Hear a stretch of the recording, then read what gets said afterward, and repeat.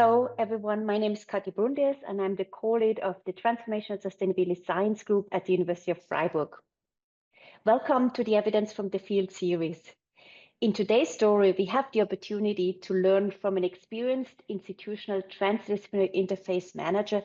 We call it also in short iTI-Manager, about how the transdisciplinary interface between the city government and the local university has been developed to the extent that it continued even after the institutional TI manager left and was replaced through a successor.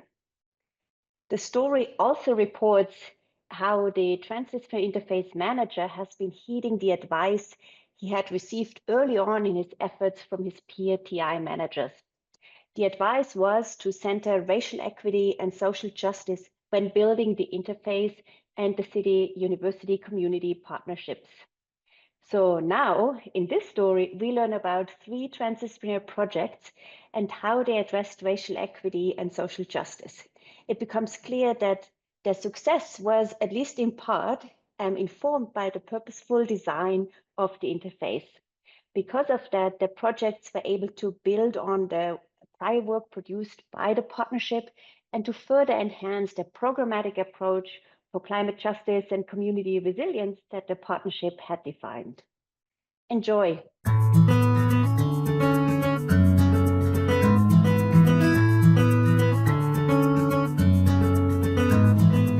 Hi, I'm Braden Kay. I'm currently the Extreme Heat and Community Resilience Manager at the Governor's Office of Land Use and Climate Innovation at the state of California.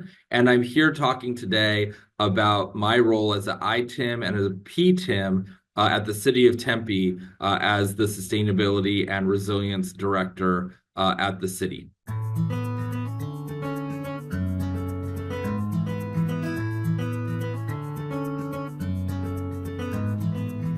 They realized that the vast majority of cities were only using surface temperatures of the cities to understand, like, how hot is a street, how hot is a park, how hot are different areas of the city using satellite data of the temperature of the surfaces, like on some of our hottest days.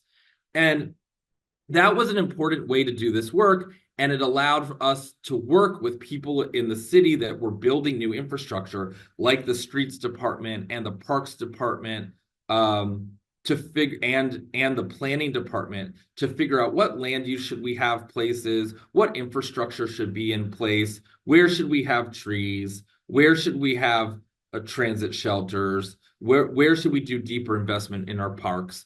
But what was really interesting is that was just one dimension of using one type of heat data to make just some of the decisions in the city and just work with some of the people that made decisions around where infrastructure should go or what the land use in a city should be. But what we realized, what the ASU researchers helped us realize, is that we actually needed to do work at the neighborhood scale, and there was a different type of data sets called and a different type of temperature data called median radiant temperature, which helps measure how people feel from extreme heat. And that kind of data could help identify hot places like an unshaded parking lot, or it could identify cool places like a shaded park. And that data could help us work with the guy doing parks design in terms of how are parks being designed to reduce median radiant temperature. How are streets being designed? So we could work with the civic engineers that were designing the streets. We also did a whole project on redesigning our transit shelters using median radiant temperature to help us drive decisions about how the transit shelter was creating shade in different locations.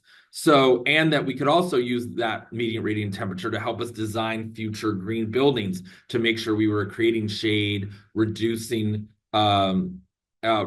reflection in order to make walking and being around buildings better.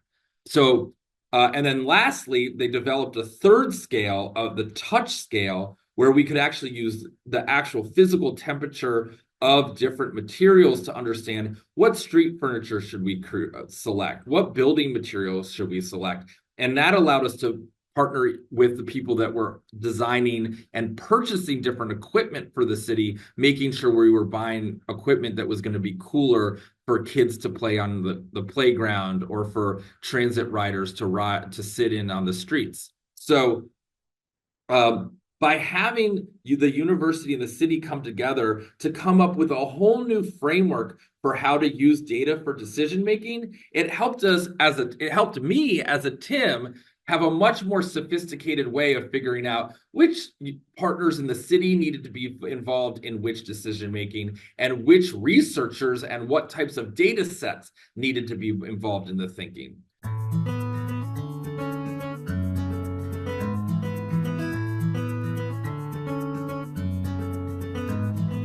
This idea that we needed buildings in the city that had microgrids or battery backup in case of an emergency, that people could go there to shelter. And that initial idea was that we would have those both in community-facing buildings and in public buildings. And after the climate action plan update and the fact that the neighborhood agenda and the climate justice agenda was asking for more of these types of resilience hubs and resilient energy hubs, we created a position, first temporary and now permanent, to do resilient hubs and resilient energy hubs throughout the city. So Carissa Fowler is now in that position. She's really functioning as a PTIM, working on creating resilience hubs through the city. And so this work that she's now doing with the city is using best practices from around the country, including the city of Baltimore, the city of Austin, and Puerto Rico, to build a world-class network of resilience hubs that include city-owned facilities and community-owned facilities. So she's now been going through and doing an assessment of both city buildings and faith-based organization buildings throughout the city to figure out where these resilient energy hubs and resilience hubs can be placed throughout the city. And now has figured out how to use that data that was coming from ASU researchers to help us make decisions on where to do future infrastructure investment. And then the infrastructure investment is both going in city facilities and community facilities, and further leading to deeper city community partnerships around these hubs. So that was a really exciting example of how this heat data and all the heat work we're doing now has a permanent position in the city, and that person is now a PTIM leading very dynamic city university community projects, both at a conceptual level of how it's going to work through the whole city, but also on a project-based level of how they're going to create these hubs in an individual church, an individual community center, or an individual city building.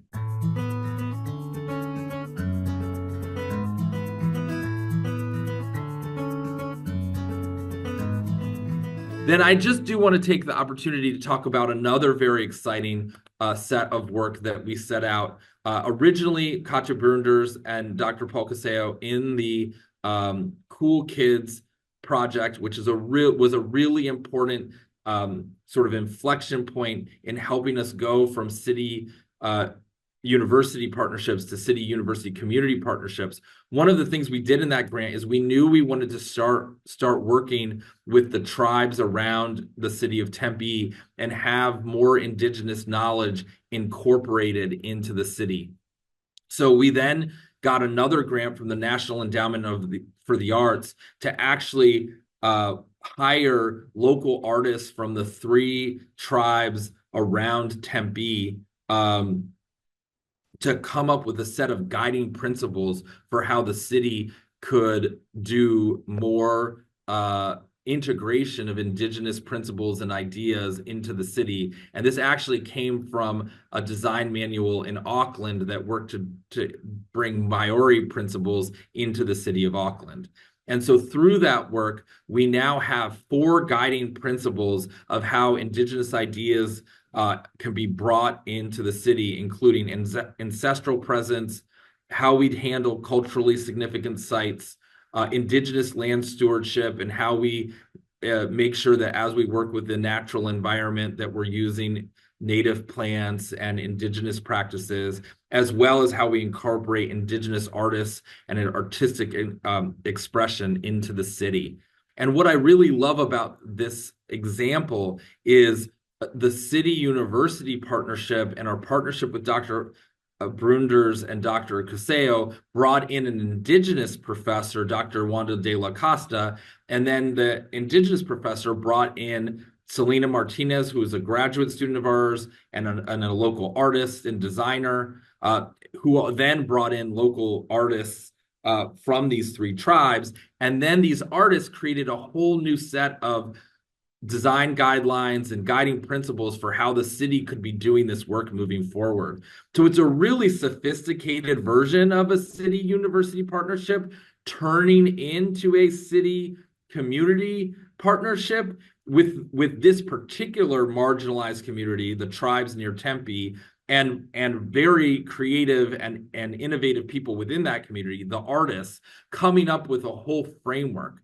And if you look at this plan, not only do they lay out the framework, but we're very clear about what city partners should be involved in this work and what city processes need to change in order for more indigenous ideas and indigenous design to enter into the city. So this, to me, is going beyond a traditional climate action plan, beyond a traditional plan that just thinks about city-university partnerships, but it really allowed some forward-thinking entrepreneurial people to really push the city in a direction they've never been pushed before. And so I think it's a really forward-thinking idea around eventually city-university partnerships can produce ideas and guidelines and additional work that you never would have thought be possible. And I will say the creation of this was very difficult. The city has had difficult relationships with tribes in the past. And so this was not easy work, and it required a lot of patience from the university partners, the city partners, and especially a lot of patience for the tribal members to have to deal with city and university processes.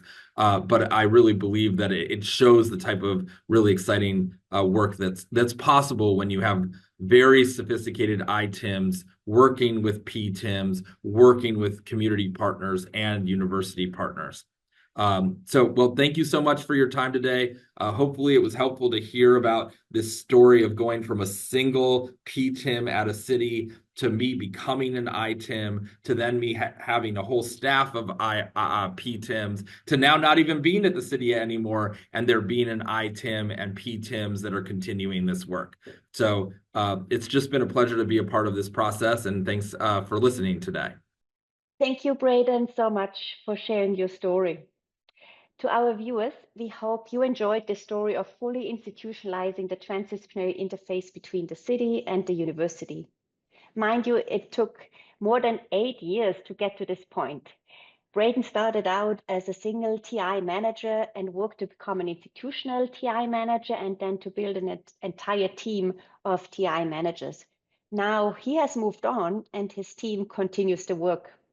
Braden also explained how the solidified interface subsequently allowed designing new transdisciplinary sustainability projects that effectively brought in more diverse voices that increased the commitment and capacity of the partnership to truly work towards climate justice and community resilience.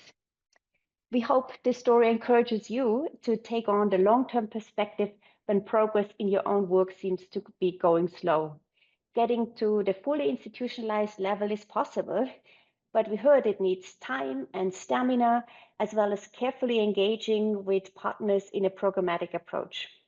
When designed well, however, each project and its partners may become multipliers, reaching out to their networks and hence helping to expand and deepen the work. You got this. Thank you for watching.